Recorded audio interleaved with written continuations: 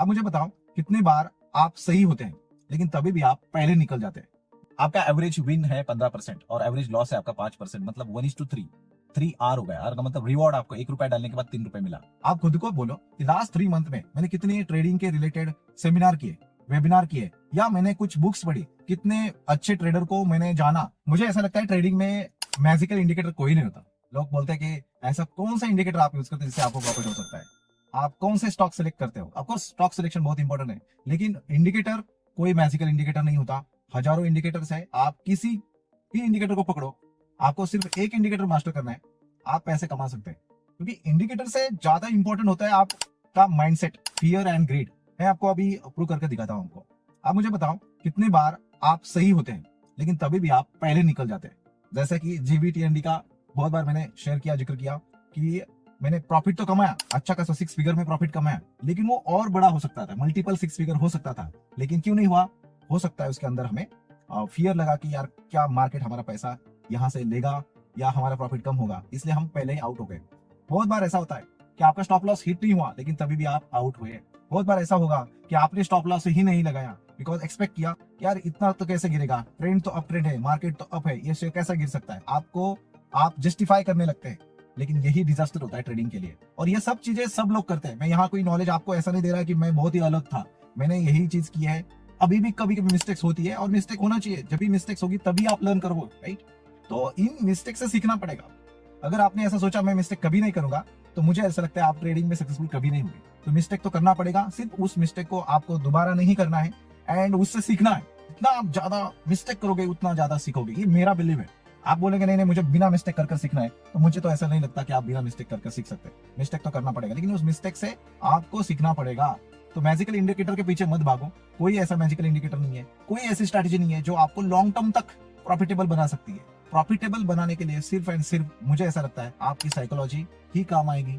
और वो साइकोलॉजी अगर सीखना है तो मैं चाहता हूं आप, उन्होंने कुछ उनके लाइफ में बनाया है, पैसे कमाए हैं, उनके माइंडसेट स्टडी करो। उन्होंने जो भी ट्रेड लिए, उनका ट्रेड लेने का गोल क्या था, क्यों उन्होंने ट्रेड लिए, उसके बाद में रिस्क कैसे मैनेज की, अगर वो सक्सेसफुल बने क्या उसके पीछे इंपॉर्टेंट पॉइंट था, वो आपको जब तक नहीं समझ में आएगा ना तब तक कुछ नहीं होगा। और ये समझने के लिए भी मैं बोलता हूँ आपको 2 साल लगेंगे, प्लीज अंडरस्टैंड।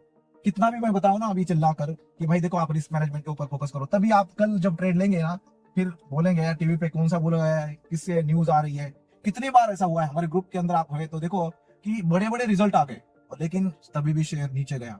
कितने बार ऐसा हुआ कि बेकार रिजल्ट आए कंपनी के, गाइडेंस अच्छा होने के कारण शेयर की प्राइस ऊपर गई, बहुत बार होता है। तो न्यूज ट्रेड करने से बेटर, आपको डिपेंड करता है ईच आपकी जो स्टाइल है उसके ऊपर, लेकिन मुझे ऐसा लगता है कि अगर न्यूज ट्रेड करने से बेटर अगर हमने टेक्निकल एनालिसिस, फंडामेंटल एनालिसिस के ऊपर ध्यान दिया, हमारे रिस्क मैनेजमेंट के ऊपर ध्यान दिया, तो हम सक्सेसफुल बन सकते हैं, ऐसा मुझे लगता है खुद को। दूसरी बात, जब आप ट्रेड लेते हो ऊपर कितना जाता है इससे बेटर हमें ये देखना चाहिए कि वो नीचे कितना जा सकता है।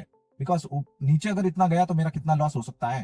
तो अकाउंट का 1 या 2%, डिपेंडिंग ऑन आपका अकाउंट का साइज क्या है। अगर आपका अकाउंट का साइज बहुत ही बड़ा है तो ऑफकोर्स अगर 1 करोड़ का अकाउंट है, वहां 5% अगर रिस्क लोगे तो अकाउंट की 5% जाएगी, 5 lakh. That's not easy, that's not really good thing. लेकिन अगर 1% रिस्क लेते, 1.5 2%, तो that's totally fine. Total capital का 2% या 1% गया आपका, कुछ लोग 0.5 भी बोल सकते हैं, depending on your risk appetite. अगर आप बहुत ही ज्यादा रिस्क टेकर है तभी भी 2% से ऊपर मेरे हिसाब से नहीं जाना चाहिए। और अगर गए तो वहां आपको 1 महीना ट्रेडिंग स्टॉप करना चाहिए, ऐसा मुझे लगता है। तो अगर आपका अकाउंट 1 लाख है तो आप मैक्सिमम 2000 एक ट्रेड में ले, एक ट्रेड में बोल रहा हूँ 2000 की रिस्क ले सकते हैं। तो जब भी आप ट्रेड लेंगे तो पता करो कि अगर मैं ट्रेड ले रहा हूँ तो इसके अंदर में 2000 से ज्यादा मेरा, अगर स्टॉप लॉस हिट हुआ तो क्या मेरा 2000 से ज्यादा लॉस हो सकता है क्या, नहीं, उसको चेक करो। अगर वो 2000 से ज्यादा लॉस हो सकता है तो स्टॉप लॉस लगाने की जो जगह है वो दूर है, तो आप बोल सकते हैं कि नहीं ये this trade is not for me. Market में बहुत ज्यादा अपॉर्चुनिटीज होते हैं, उस अपॉर्चुनिटी को ढूंढो। एक ट्रेड गया तो क्या हुआ। मैंने और एक चीज सीखी, सक्सेसफुल ट्रेडर हमेशा वेट करते हैं, इंतजार करते हैं, पेशेंस होती है उनके अंदर। बहुत बार हमें लगता है ये अपॉर्चुनिटी अभी गई, हम 5%, 7%, 20% शेयर ऊपर होने के बाद लोग बोलते हैं क्या हमें अभी एंटर करना चाहिए क्या। पहले तो चीज, कभी भी किसी को राय पूछ सकते हैं लेकिन एडवाइस मत पूछो कि अभी मैं क्या करूं, निकलूं या रह जाऊं, कभी नहीं। That is not good sign, क्योंकि वो उनके साइकोलॉजी के हिसाब से बता देगा। अगर मान चलो अगर मैंने कुछ एक स्टॉक लिया है, मेरी रिस्क एपेटाइट अगर मान चलो 1 लाख की है, मान चलो 1 करोड़ से मैं करता हूँ, 1 लाख की मेरी रिस्क है, मतलब जब तक 1 लाख लॉस नहीं दिखेगा तब तक स्टॉप लॉस नहीं हिट होगा, जब तक नहीं हिट होगा तब तक मैं उस ट्रेड में रहूंगा। लेकिन अगर किसी का रिस्क एपेटाइट 0.5 है, उसका अगर थोड़ा बहुत उससे ज्यादा लॉस होने लगा तो वो बोलेगा भाई अब मैं क्या करूं, निकलूं रहेगा क्या हो। और उसके बाद बहुत बार ऐसा होता है कि आप निकलते हो और स्टॉक ऊपर जाता है, तब आपको फिर से एंट्री करना चाहिए। This is how actually successful trader do. मैंने जितना सीखा है वही सीखा है और मैं सीख रहा हूँ, मैं कोई मास्टर नहीं। प्लीज अंडरस्टैंड, मेरी वीडियो अगर आपको लग रही है अच्छी, लाइक करो, शेयर करो। लेकिन इस चैनल के ऊपर मैं जेन्युइन नॉलेज शेयर करने की कोशिश करूंगा, जो मैं सीख रहा हूँ। गलती हजारों होगी, होने दो, कोई nobody is perfect, please understand this, nobody is perfect। so success अगर आपको मिलना है सिर्फ आपकी वजह से मिल सकता है। Take 100% responsibility of your each trade, trading style.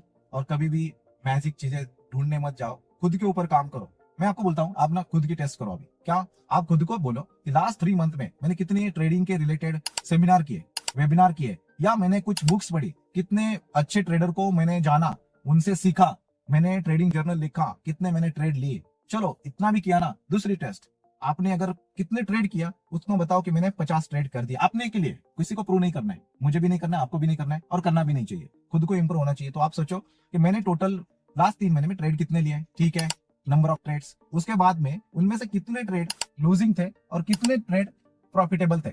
मतलब उससे आपको पता चलेगा। मान चलो अगर आपने 50 ट्रेड लिए, 25 अगर आपके लूजिंग है, 25 आपके विनिंग है, तो आपको आपका विन रेशियो पता चलेगा।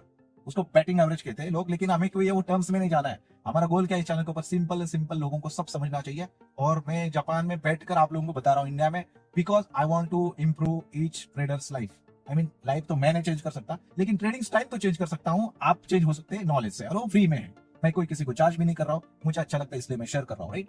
तो आपका विनिंग परसेंटेज आपको पता होना चाहिए कि मेरा 25 ट्रेड लॉस में है, 25 ट्रेड अगर प्रॉफिट में है, तो मेरा विनिंग परसेंटेज है 50%। समझ में आ रहा है, परसेंट वाइज अगर मतलब आपने नंबर ऑफ ट्रेड ढूंढ लिया, आपने ट्रेड ढूंढने के बाद आपने सोचा कि मेरा विनिंग परसेंटेज क्या है। उसके बाद में एवरेज अगर विन होते हैं तो कितने बार विन हो, कितना बड़ा विन होते हैं। अगर चाहो मुझे कमेंट में बताओ, मैं इसके ऊपर ना एक्सेल में वीडियो बनाने की कोशिश करूंगा। अभी हमारा चैनल बहुत छोटा है, तो लाइक करो, शेयर करो, मैं बताने की कोशिश करूंगा। लेकिन प्रॉब्लम ये है कि हम वीडियोस मेहनत कर बनाते हैं, लेकिन कोई देखता नहीं, फिर मतलब नहीं बनता। बिकॉज ऐसी चीज लोगों को नहीं पसंद, लोगों को चाहिए सेटअप कौन सा चाहिए, राइट, इंडिकेटर कौन सा चाहिए। तो आपने नंबर ऑफ ट्रेड आपको पता चला, उसके बाद में आपने सोचा कि मेरा विनिंग परसेंटेज क्या है, 50%। उसके बाद में आपको पता करना है कि मैं अगर विन होता हूँ तो कितना परसेंट करता हूँ। आपका एवरेज विन है 15% और एवरेज लॉस है आपका 5%, मतलब 1:3। 3R हो गया। R का मतलब रिवॉर्ड, आपको 1 रुपया डालने के बाद 3 रुपए मिला, है ना। हम वो अभी वो बुक ब्रोकरेज वगैरह टैक्स की बात नहीं करेंगे।